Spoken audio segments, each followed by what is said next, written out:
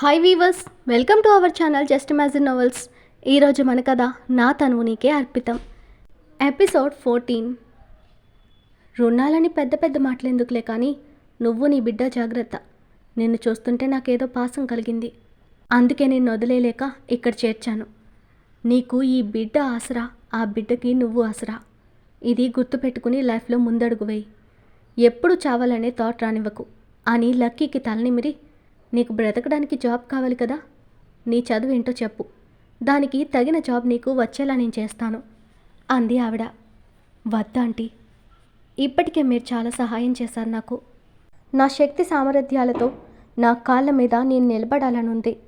ఒకవేళ నాకెక్కడా జాబ్ రాలేదనుకుంటే అప్పుడు మీ సహాయం తీసుకుంటాను. నా ప్రయత్నం నేను చేయాలి కదా. మనకి కష్టకాలంలో ఒకరు చెయ్యందించారు కదా అని ప్రతీదీ వాళ్ళపైనే ఆధారపడకూడదు అంది చిరునవ్వుతో లక్కీ. ఇప్పుడు లక్కీలో నైరాశ్యం లేదు, బ్రతుకు మీద ఆశ ఉంది.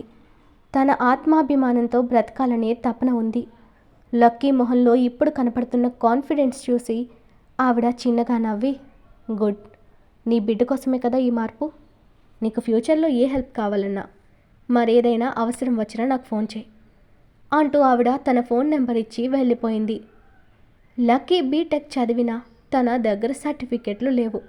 తను వాటిని కూడా వదిలేసి వచ్చింది కదా. సో జాబ్ రావడం కష్టమైంది. అందుకే మొదట తన చదువుకు సంబంధం లేని ఒక చిన్న కంపెనీలో రిసెప్షనిస్ట్గా జాబ్ సంపాదించింది. తర్వాత మెల్లగా ఆ జాబ్ చేస్తూ తన ఓన్ టాలెంట్తో తన కెరియర్కి హెల్ప్ అయ్యేలా వర్క్ నేర్చుకుంటూ చిన్నగా మొదలుపెట్టి ఇవాళొక మంచి కంపెనీలో మంచి పొజిషన్కి వచ్చింది లక్కీ. తన అదృష్టం తనని జాబ్ పరంగా ఎక్కడ ఎవరూ ఇబ్బంది పెట్టలేదు. తను వర్క్ చేసే చోట ఆమె చిన్నగా క్యూట్గా ఉంది, ఇంకా కడుపుతో ఉందని అందరూ తనపై కన్సర్న్ చూపించేవాళ్ళు. డెలివరీ అప్పుడు తనకంటూ ఎవరూ పక్కన లేరనే బాధ తప్ప తనకి ఏ బాధలు మనసుని కష్టపెట్టలేదు. పాపని ఫస్ట్ టైం ఎత్తుకున్న క్షణాలు లక్కీ ఎప్పటికీ మర్చిపోలేదు. ఆ చిన్న పాప తన బ్రతుకులో వెలుగు నింపింది. అందరినీ వదిలేసిన క్షణం, నీకు తోడు నేను లేకపోయినా నా బిడ్డను పంపాడు రాజని అప్పుడు కూడా అతనిపై అనురాగం చాటుకుంది లక్కీ. అలాంటి ప్రేమ దొరకడం నిజంగా అతని అదృష్టమేమో. లైఫ్లో చిన్న చిన్న ప్రాబ్లమ్స్ వచ్చినా వాటిని తన పాప కోసం పట్టించుకోలేదు లక్కీ. పాప పుట్టాక లక్కీకి తనే లోకం అయిపోయింది. రాజ్ని పాపలో చూసుకుంటూ అందరినీ మర్చిపోయింది లక్కీ. ఎట్ ప్రెసెంట్ జరిగినదంతా రాజ్కి చెప్పి మరోసారి తాను అనుభవించిన పెయిన్ గుర్తొచ్చి ఏడుస్తున్న లక్కీని దగ్గరకు తీసుకుని గుండెలకు హత్తుకున్నాడు రాజ్. ఆ టైంలో తను ఎంత నరకం అనుభవించిందో తెలిసాక రాజ్కి చరణ్ని చంపేయాలన్నంత కోపం వచ్చేసింది. లక్కీ వేణు నిమురుతూ, సారీరా, నీకు నా అవసరం ఉన్న టైంలో నేను దూరమై ఏదీ గుర్తులేని వాడిగా మిగిలిపోయాను. ఇకపై నీ చేతిని ఎప్పటికీ వదలను, ప్రామిస్, ఏడోక బంగారం అంటూ ఆమెని ఊరడించాడు రాజ్. లక్కీ అలాగే రాజ్ గుండెల మీద వాలి తన గుండెల్లో బరువు దిగేలా ఏడ్చి తన భారం తీర్చుకున్నది. రాజ్ చల్లని స్పర్శలో ఆమె మనసు శాంతింపించింది. లక్కీ ఫేస్ని చేతుల్లోకి తీసుకుని తన కన్నీళ్ళని బొటని వేలితో తుడిచి తన మొహమంతా ముద్దులు కురిపించిన రాజ్, ఇకపై నువ్వు నేను మన పాప హ్యాపీగా కలిసుంటాం. రేపే గుడిలో మన పెళ్ళి. నీ మెడలో తాళి కట్టకపోయినా ఏ రోజైతే కలిసామో ఆ రోజే నువ్వు నా భార్యవైపోయావు. ఇది కేవలం అఫీషియల్గా నువ్వు నా దానివని చెప్పడానికి, నిన్ను సమాజంలో ఎవరూ తక్కువ చేసి చూడకూడదని చేసుకుంటున్న పెళ్ళి. నా బిడ్డకి నా ఇంటి పేరు కావాలి కదా. ఇకపై దేనికోసమో ఆలోచించి బాధపడకు, నీకు నేనున్నాను అని ప్రేమగా చెప్తూ ఆమె నుదుటిపై ముద్దు పెట్టాడు రాజ్. లక్కీ సంభ్రమాశ్చర్యాలతో రాజ్ని చూస్తుంటే ఆమె కళ్ళల్లోకి చూస్తూ, ఏంటే, నా మాట మీద నమ్మకం లేదా నీకు అని నవ్వుతూ అడిగాడు రాజ్. నేను నిన్ను కాకుండా ఎవరిని నమ్ముతాను రాజ్ అంటూ అతన్ని హత్తుకుంది లక్కీ. రాజ్ కూడా ఆమె చుట్టూ చేయి వేసి హత్తుకుని, సారీ బేబీ, ఇదంతా జరగడానికి, నువ్వంత టార్చర్ ఫేస్ చేయడానికి నా తప్పే ఎక్కువ ఉంది, సారీరా అని బాధగా అన్నాడు రాజ్. లక్కీ చిరుకోపంగా రాజ్ కాలర్ పట్టి దగ్గరకు లాగి, ఆ మాట అంటే కొట్టేస్తాను. నువ్వు ఆ టైంలో బాగుంటే నన్ను వదిలేసేవాడివి కాదు కదరా. మరి నీ తప్పెలా అవుతుంది? అలా జరగాలని రాసింది జరిగింది అంతే. ఏ విషయంలోనైనా నిన్ను నువ్వు బ్లేమ్ చేసుకుంటే నేను ఒప్పుకోను అంది లక్కీ రాజ్ని. దానికి అతడు నవ్వుతూ ఆమె బుగ్గని చిన్నగా కొరికి, ఏంటే నన్ను కొట్టేస్తావా, ఎలా అని అల్లరిగా నవ్వాడు. అతని కళ్ళల్లో చిలిపితనం చూసి లక్కీ సిగ్గుపడిపోతూ, పోరాజ్ అంటూ అతని ఎదలో మొహం దాచుకుంది.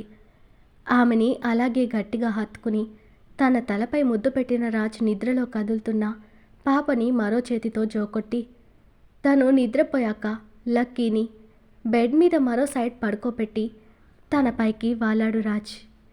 ఓయ్ ఏంటిది అంటూ నవ్వుతూ చూసిన లక్కీ పెదాలు వేలితో పట్టిలాగి, ఏంటి అంటే నా పెళ్ళానికి పెళ్ళికి ఒక చిన్న గిఫ్ట్ ప్రజెంట్ చేద్దాం అనుకుంటున్నా అని కొంటగా చెప్తూ ఆమె పెదాలని అందుకున్నాడు రాజ్. రాజ్ వైపు ఇష్టంగా ప్రేమతో చూస్తూ అతనికి తన పెదాలని కానుకగా ఇచ్చి పరవశంగా కళ్ళు మూసుకున్న లక్కీ రాజ్ తలలోకి వేళ్లు పెట్టి నిమురుతూ అతని ముద్దులో జత కలిపింది. ముద్దు పెడుతూనే తనని లేపి ఎత్తుకుని మరో బెడ్రూమ్కి వెళ్ళిన రాజ్ లక్కీని బెడ్ మీదకి చేరుస్తూ తనపైకి వాలిపోయి ఆమె అదరాలని విడిపోనివ్వక చేతులకు పని చెప్పాడు. తను వేసుకున్న చీర తీసి పక్కన పడేసి తన నడుము మీద చేత్తో సవరిస్తూ ఆమె తనువంతా తాకుతూ తమకంగా తనకేసి హత్తుకున్నాడు రాజ్. తమకపు నిట్టూర్పులతో గాలి కూడా వాళ్ళ మధ్యకి రానంత గట్టిగా హత్తుకుని ఆమె పెదాలను వదిలి నాలుకని పెనవేశాడు రాజ్.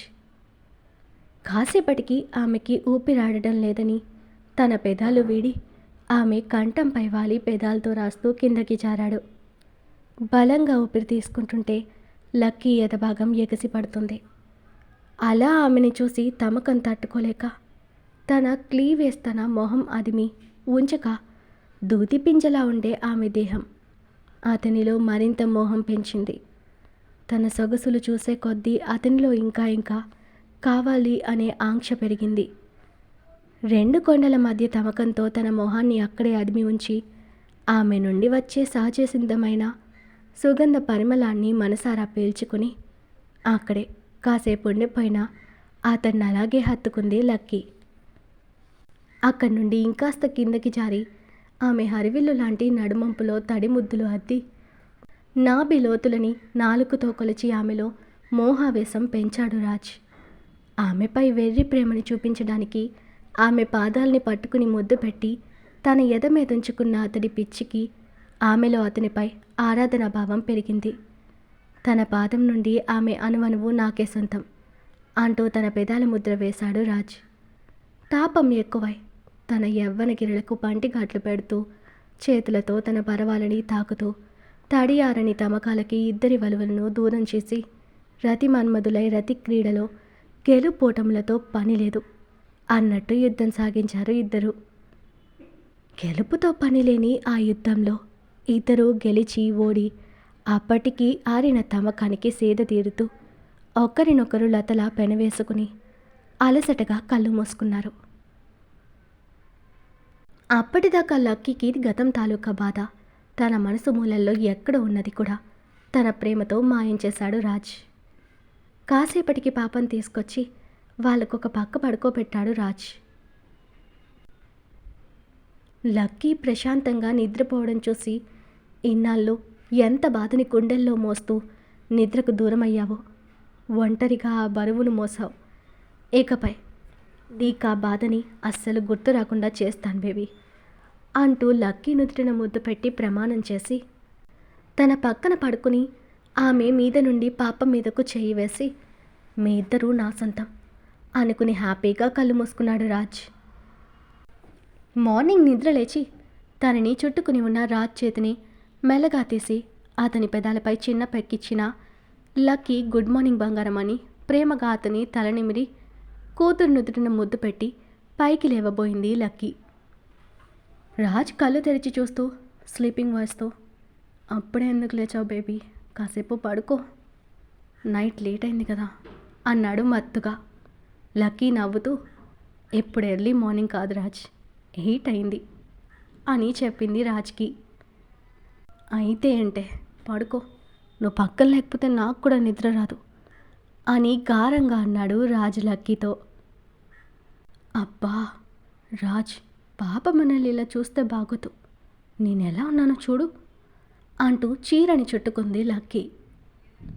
రాజ్ గట్టిగా నవ్వుతూ, ఏం పర్లేదు. దాంతో రాజ్ గట్టిగా నవ్వుతూ, ఏం పర్లేదు, నిన్ను బదలాలంటే నాకు మార్నింగ్ బెడ్కేసేవు, అప్పుడు వదులుతా అని కొంటెగా నవ్వాడు రాజ్. రాజ్ బుగ్గ మీద ముద్దు పెట్టి, పెట్టాను కదా వదులు ఇంకా అన్నది లక్కీ.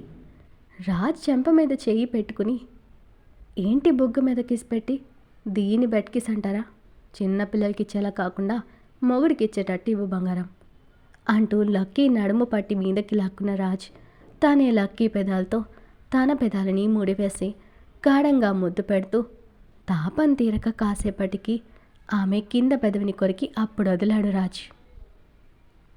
లక్కీ తన గాయం చూసుకుని రాజ్ని చిరుకోపంగా చూస్తూ, ఇలా రోజు ఆ పెదాల్ని కొంచెం కొంచెం కొరుక్కుతున్నాయి అని అన్నది. రాజ్ నవ్వుతూ ఆమె పెదవిని తన నాలుకతో లిక్ చేసి, ఏం చేయను బేబీ, వాటిని చూస్తే నాకు కొరుక్కు తినేయాలి అని అనిపిస్తుంది అన్నాడు అల్లరిగా. లక్కీ లోపల సిగ్గుపడుతూ పైకి మాత్రం కోపం నటిస్తూ, ఈ వేషాలకేం కొదవలేదు అన్నది. రాజు నుంచి దూరం జరిగి లేవాలని చూసింది లక్కీ. కానీ తాను చుట్టుకున్న చీర ఎప్పుడో తన ఒంటి మీద నుండి నేలకు జారడంతో రాజ్ వైపు సిగ్గుతో చూసింది. రాజ్ తన వైపు చూసి అందంగా నవ్వుతూ ఉండడంతో ఉడుక్కుంటూ, ముందు నువ్వు కళ్ళు మూసుకోగన్నా అన్నది అలకగా అతన్ని.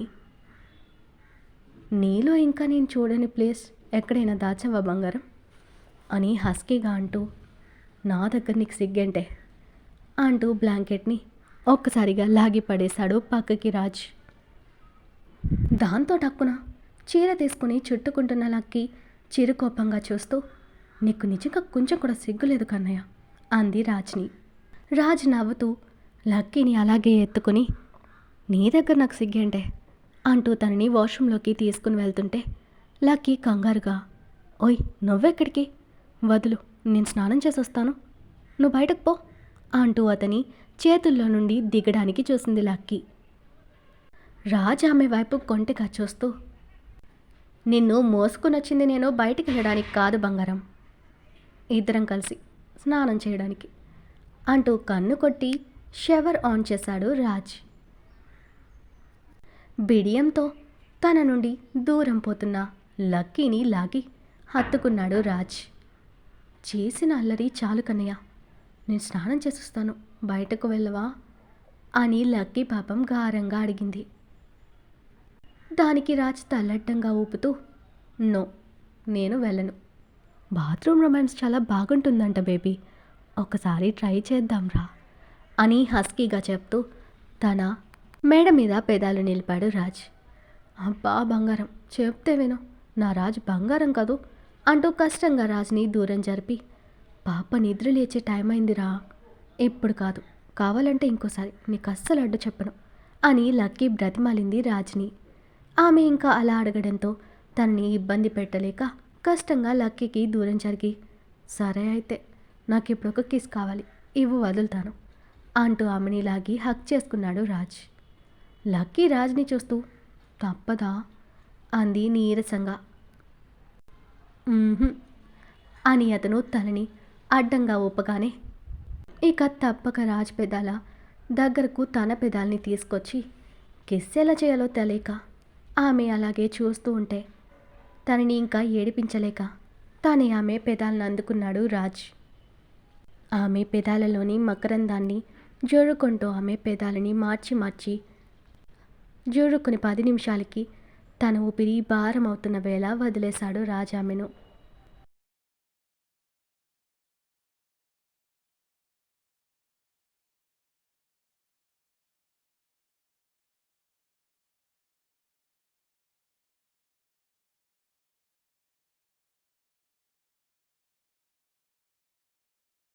ఈరోజు మన కథ ఇక్కడితో కంప్లీట్ అయింది.